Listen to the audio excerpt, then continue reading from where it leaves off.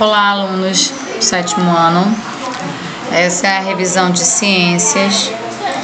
Os assuntos são as características das células e as teorias sobre a origem da vida. Células são estruturas que formam o corpo de todos os seres vivos. Então, todo ser vivo, ele precisa de célula, tá? Então, para ser vivo tem que ter célula. Apesar das diferenças, todas as células apresentam membrana plasmática, citoplasma e o material genético. As células podem ser diferentes, mas essa estrutura aqui, membrana plasmática, citoplasma e material genético, tem que ter em todas as células. As células são as menores unidades estruturais e funcionais dos seres vivos. Com exceção dos vírus, todos os organismos vivos possuem células. Os vírus não, tá bom? Aí aqui eu coloquei um exemplo de uma célula eucarionte e uma célula procarionte.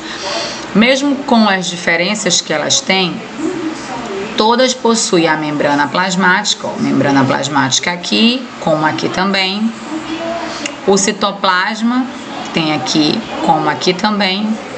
E o material genético, que precisa ter, né? Que está dentro do núcleo, né? O material genético dentro do núcleo e aqui o DNA, ok?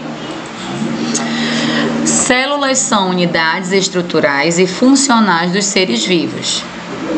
Como eu falei, com exceção dos vírus, todos os seres vivos apresentam células. Devido à ausência dessas estruturas, muitos autores não consideram os vírus como seres vivos, porque não possuem a estrutura celular, tá bom? As células, elas podem ser classificadas em procariontes e eucariontes. As células procariontes, elas apresentam material genético disperso no citoplasma. Esse material, ele tá solto no citoplasma, tá? As procariontes. Vamos voltar aqui para vocês verem. Tá vendo aqui a procarionte? Tá vendo aqui o DNA? O DNA é o material genético. Você tá verificando aqui que ele tá solto dentro da célula? Ele tá disperso, tá? Ou seja, solto dentro do citoplasma. E as células eucariontes possuem um núcleo definido, delimitado pelo envelope nuclear. Então, você verifica aqui, ó. A célula eucarionte, ela possui um núcleo, você tá vendo aqui o núcleo? Dentro desse núcleo está material genético. Então, o material genético na célula eucarionte, ele é bem protegido. E na procarionte não, o material genético da procarionte, ela tá aqui, ó, solto dentro do citoplasma, tá? Que o DNA, não esqueça, é um material genético. Células apresentam membrana plasmática, como eu falei, né? Citoplasma e material genético, o qual pode estar ou não no núcleo. Acabei de explicar também. A membrana plasmática da célula é responsável por controlar o que entra e o que sai, funcionando como uma barreira seletiva, tá?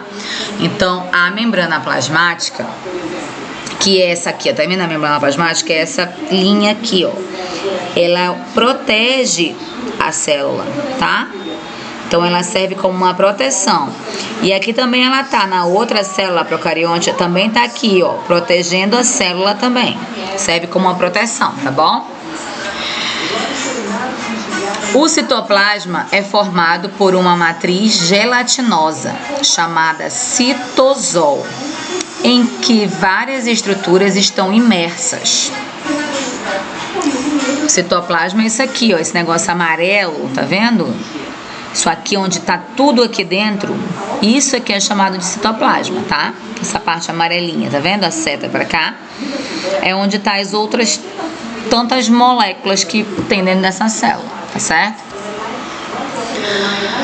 As mitocôndrias, cloroplastos, complexo de Golgi, retículo endoplasmático e lissossomos são exemplos de organelas celulares encontradas no citoplasma de células eucariontes. Então veja bem, as eucariontes elas têm o complexo de Golgi, ó, tá aqui, o retículo endoplasmático, as mitocôndrias, os lissossomos, coisas que não tem aqui, ó, na procarionte, tá bom? De acordo com o número de células, os organismos podem ser unicelulares ou pluricelulares. São chamados de organismos unicelulares aqueles que apresentam apenas uma célula, enquanto os multicelulares apresentam, ou pluricelulares, né, a mesma coisa, apresentam um corpo rico em células. Unicelulares, uma célula somente. Pluricelulares ou multicelulares são várias células, tá? As células podem ser classificadas de diferentes maneiras, sendo uma dessas a divisão em dois grandes grupos, como eu falei, as procariontes e eucariontes. Vamos agora conhecer um pouco delas, tá? Células procariontes destacam-se por não apresentarem material genético envolto em uma membrana celular, ou seja, por não apresentarem núcleo definido. Então, as procariontes, elas não têm o quê? Núcleo definido. Essas células também não apresentam organelas celulares, que são o quê? Que eu acabei de mostrar para vocês.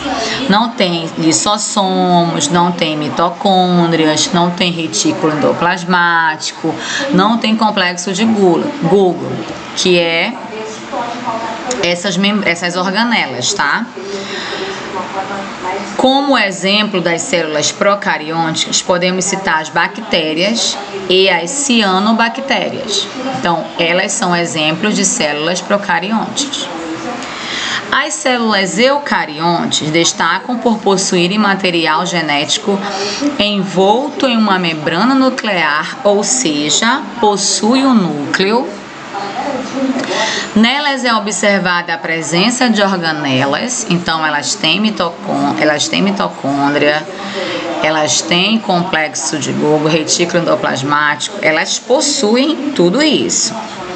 Nelas é observada a presença de organelas, como eu falei. Essas células podem ser encontradas em protozoários, nos fungos, nos animais e nas plantas, por exemplo. Então, a maioria das células são as eucariontes, né? Porque elas são encontradas em vários lugares. Protozoários, fungos, animais e plantas, né? Então, as procariontes, que são essas daqui, são as que possuem o núcleo, onde o material genético está guardadinho aqui dentro, possuem organelas, complexo, retículo, mitocôndrias, lissossomos, ok? E estão presentes são encontradas em vários lugares, tá? Protozoários, fungos, animais e plantas. Aí aqui eu tenho um desenhozinho aqui com a função de cada uma, tá? Eu vou só explicar rapidamente. Como eu falei, a membrana plasmática, ela protege, né? Ela delimita aqui o conteúdo. O lissossomo dentro da nossa célula eucarionte, a gente tem o lissossomo, tá? Na procariontes não tem. O lissossomo realiza a digestão celular. O núcleo é onde protege, né, o material genético, aquele material hereditário, o gene, que é daqui que sai a origem de material genético, né? Suas características físicas, suas características psicológicas, está guardada dentro do núcleo, onde está o gene, material genético. O ribossomos realiza a síntese das proteínas. A mitocôndria é responsável pela respiração celular. Os centríolos têm a função de orientar a divisão celular. O complexo de Golgi responsável pelo armazenamento e secreção de substâncias. Citoplasma, local onde as organelas estão imersos, né? Ele armazena as organelas. O retículo endoplasmático ajuda no transporte da substância dentro dessa célula, tá? Então eu achava bom vocês anotarem essas funções de cada uma para vocês conseguirem se localizar na hora da prova, ok? Organismos unicelulares, eu falei ainda há pouco, formados por uma única célula, e multicelulares ou pluricelulares são formados por várias células, tá? Onde a gente encontra organismos unicelulares, bactérias e protozoários, e multicelulares, animais, plantas, seres vivos, né? A origem da vida na Terra. Outro assunto também que é do roteiro de vocês, né? Quais são as teorias dessas origens da vida na Terra? Há muitas teorias, mas as principais hipóteses eu vou colocar aqui para vocês. A teoria criacionista. As diferentes formas de vida surgiram através da criação divina. Então, o criacionista acredita que um ser maior, Deus, criou a vida na Terra. A biogênese acredita que um ser vivo só pode ser originado a partir de um outro que já existe. A abiogênese, ela acredita que alguns tipos de materiais possuem um tipo de princípio ativo capaz de gerar a vida. Então, a abiogênese, ela acredita que há alguns tipos de materiais que podem não gerar de nada. Eles podem gerar a própria vida sem precisar de um outro para fazer isso, tá? A panspermia diz que a vida na Terra foi trazida do espaço por meteoros e cometas. E a evolução química diz que os compostos simples presentes na Terra primitiva passaram por diversas reações e formaram compostos tão complexos ao ponto de conceber seres vivos. Essa é a hipótese mais aceita atualmente. Então, eles querem dizer que nós, seres vivos, fomos processo de uma evolução química, né? As células foram se formando a partir de um princípio químico, um princípio ativo, e nós fomos nos formando a partir disso. Essa é a hipótese mais aceita, tá bom? A hipótese da evolução química. Aí eu vou explicar um pouquinho sobre cada uma, tá? Eu vou falar agora sobre a geração espontânea, ou chamada abiogênese. A teoria da geração espontânea, ou abiogênese, admite, em essência, o aparecimento dos seres vivos a partir de uma matéria bruta, de maneira contínua. Essa hipótese surgiu através de Aristóteles, há mais de 2000 anos atrás. Aristóteles e quem o seguia acreditavam nesse princípio ativo que era responsável pela formação dos seres vivos, tá? Então, eles acreditavam que a geração de um ser vivo, ela podia ser espontânea. A teoria da geração espontânea, ou abiogênese, ela acredita que um ser, ele pode simplesmente dar vida, sem precisar de algo ou alguém para juntar-se e aí sim formar essa vida. Eles acreditavam, através da geração espontânea e da abiogênese, que um ser, ele podia surgir, simplesmente surgir, a partir de um princípio ativo. Ele decidia surgir e ali surgia, sem precisar de mais nada. A ideia da geração espontânea constitui a melhor forma de explicar as larvas que surgem numa carne crua, por exemplo, né? Então, eles colocaram uma carne crua exposta e eles começaram a observar que ali, depois de um tempo com aquela carne exposta, aquela carne crua exposta à temperatura ambiente, né, ao calor, ele ali criaria uma vida, né, sugeriam uma vida ali. E aí as larvas realmente surgiram, né, na carne. As larvas surgiram na carne, então eles acreditaram que a teoria deles estava correta, que a carne ali, a larva, na verdade, que estava naquela carne, surgiu por uma geração espontânea. Nada levou àquele surgimento. Ela surgiu por conta das condições climáticas. Foi o que eles alegaram. Mas eles estavam errados, obviamente. E aí eu vou contar essa história pra frente. A teoria da biogênese admite que todos os seres vivos são originados de outro ser já existente. Então, a biogênese, ela diz que precisa de um ser já vivo para dar vida a um outro, né? Para surgir um outro ser a partir desse. E aí surgiu um experimento que confirmou a biogênese, que foi o experimento de Redi. Francisco Redi, um médico e biólogo da Florença, por volta de 1660, começou a questionar a teoria da biogênese, até então muito acreditada e confiada, né? Dizia que aí ele começou a questionar, mas como assim aquela larva surgiu ali naquela carne? De onde ela veio? Não se pode ser somente um ambiente ou calor que fez aquilo surgir ali.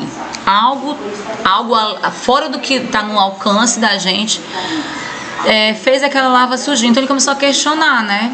Aquele experimento lá de Aristóteles. Aristóteles falou, aí todo mundo acreditou, mas aí veio ele, Francesco, e questionou Aristóteles, né?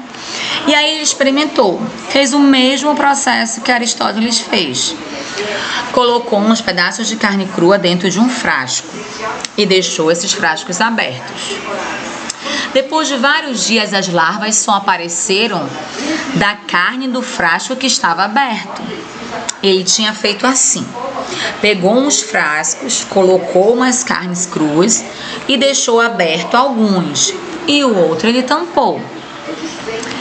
Aí quando ele voltou para observar, realmente tinha as larvas, mas somente dos frascos que estavam abertos. Dos que estavam fechados não tinha. Aí ele observou que as moscas colocavam ovos sobre a carne do pote que estava aberto. E ele concluiu que a geração espontânea não tinha validade nenhuma, que na verdade aquelas larvas que surgiram naquela carne não foram uma geração espontânea. Como aquela carne estava exposta ao ambiente, as moscas foram lá, colocaram seus ovinhos e aquelas larvas vieram então de um outro ser que já era vivo, da mosca, que botou os ovos lá, né? E aí aquelas larvas nasceram dos ovos. Então as larvas não nasceram por si só, porque elas decidiram nascer. Elas nasceram dos ovos que as moscas colocaram lá. Então a teoria do Aristóteles, a biogênese, foi derrubada, né? E começaram a ver que realmente um ser só existe a partir de um outro pré-existente. Aí eu tô colocando aqui uma imagem do experimento, tá? Ele colocou a vasilha aberta e uma vasilha fechada, e as moscas só foram na que estava aberta botando as larvas, e na que estava fechada continuou fechada, tá bom?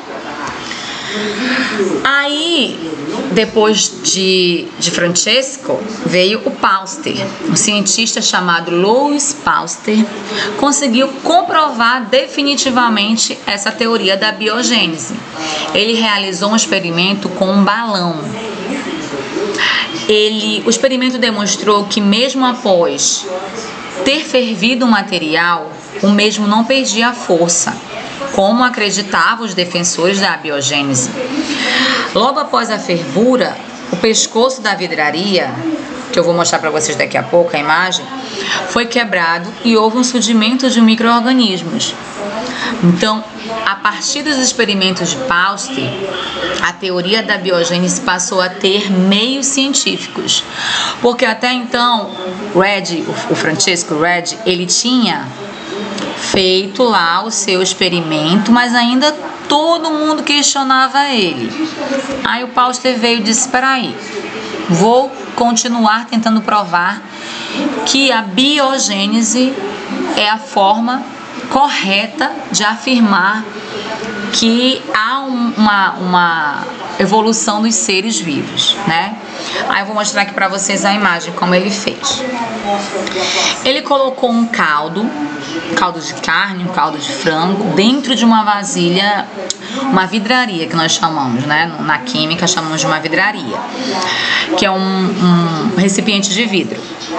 Esse recipiente foi aquecido e 1 ano depois, o caldo nutritivo ainda é livre de organismos. Ele estava fechado, ó, tá vendo? Ele foi fervido. E aí se passou todo esse tempo e ele não estava estragado, porque ele estava fechado. Mas quando ele foi aberto, os micro-organismos contaminaram aquele caldo. Então ele comprovou que realmente só pode ter vida a partir de um outro ser vivo. Porque senão, nesse tempo aqui, que passou-se 1 ano com esse caldo de carne lá, né? Nessa vasilha, não era para ter surgido algum ser, algum micro-organismo dentro disso? Mas não surgiu.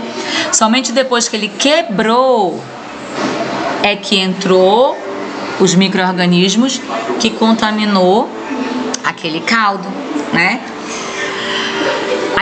Aí ele comprovou cientificamente que a biogênese era aceitável, pois uma vida só vem a partir de uma outra que já é pré-existente.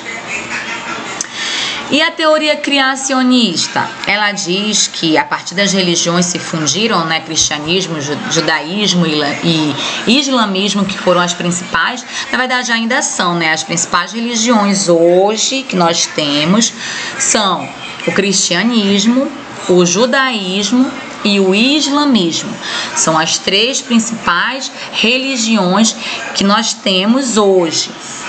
Elas se uniram e a partir da Bíblia Sagrada, principalmente do livro de Gênesis, né, que ele explica a origem do homem, assim como de todas as coisas, eles começaram a acreditar juntos ali que realmente, em caráter religioso, a vida se originou de um ser divino, né? De alguém, uma criação divina, de alguém superior a nós, que nos deu a origem da vida. É chamado de teoria criacionista. Então, se na prova pedir para vocês explicarem o que é teoria criacionista, vocês já sabem.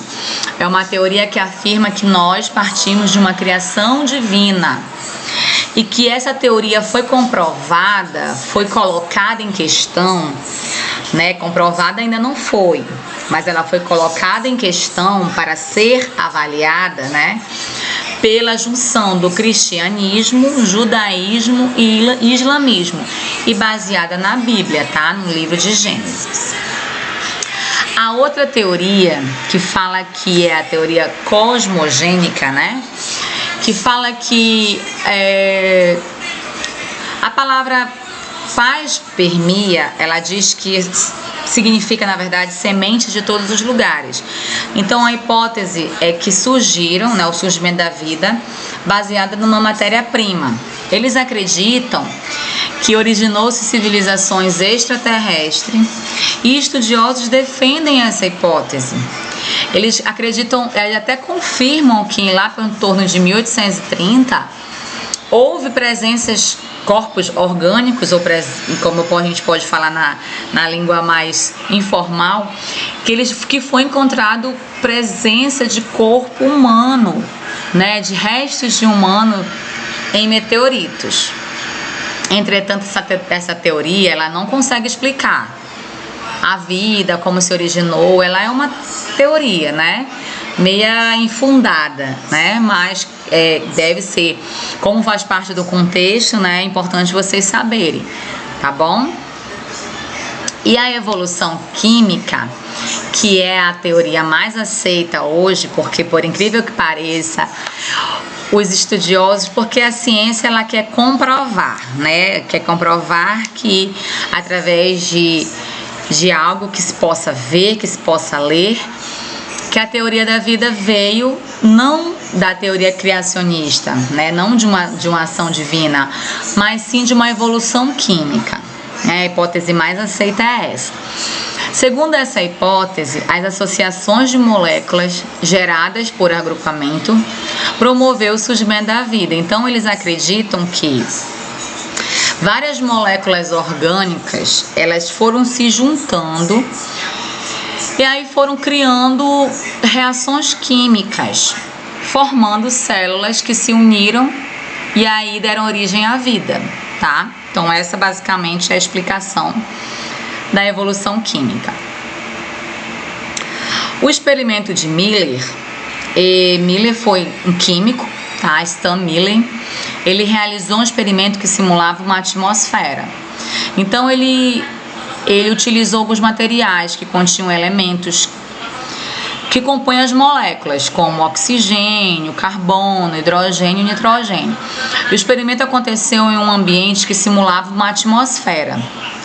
E haviam altas temperaturas e muita descarga elétrica. E realmente ele conseguiu produzir uma matéria orgânica a partir desses elementos simples. Então, por isso que eu falo para vocês que a hipótese é mais aceita, porque ela foi confirmada através desse experimento, né, de Stan Miller.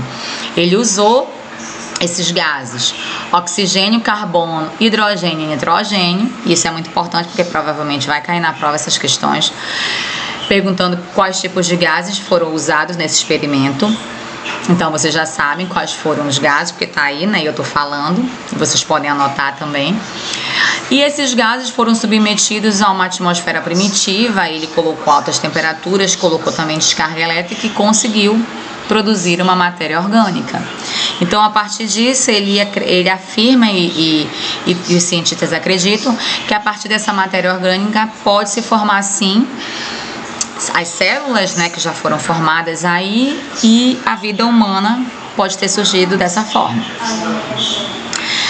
A origem do universo. Acredita-se que toda a matéria que compõe o universo, eu estou falando em universo, né? Eu estou falando em planetas, eu estou falando em cometas, tá? A origem desse universo atual esteja comprimida em uma esfera extremamente pequena, acreditava-se, né? E aí ela explodiu, essa atmosfera explodiu, expandindo essa matéria e formando o nosso universo. Então, a origem do universo ela é denominada por uma grande explosão, né, que é o Big Bang. E aí, após o Big Bang, veio todo o nosso sistema solar, né, os planetas, né, os 8 planetas, né, os planetas anões, o Sol, a Lua, as estrelas. Então, enfim, todo esse universo surgiu através de uma grande explosão denominada Big Bang. Então é isso, gente. Esse é o assunto da prova de ciências. Eu tentei explicar de uma forma resumida, mas é bom que vocês passem, leiam todos os slides. É importante essa participação de vocês também, tá bom? Obrigada.